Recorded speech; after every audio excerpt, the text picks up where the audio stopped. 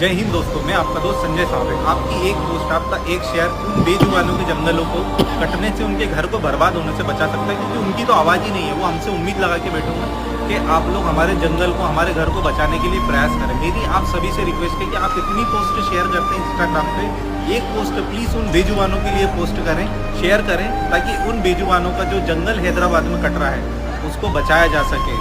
Please इस video को या आप अपनी तरफ से भी पोस्ट करके उनके जंगल को, उनके घर को बचाने के लिए प्रयास करें, क्योंकि वो भाग रहे हैं, डर रहे हैं और यहाँ वहाँ मदद मांगने के लिए पहुँच रहे हैं। आप प्लीज़ जितना हो सके अपनी तरफ से मदद करने का प्रयास करें। जय हिंद, जय भारत।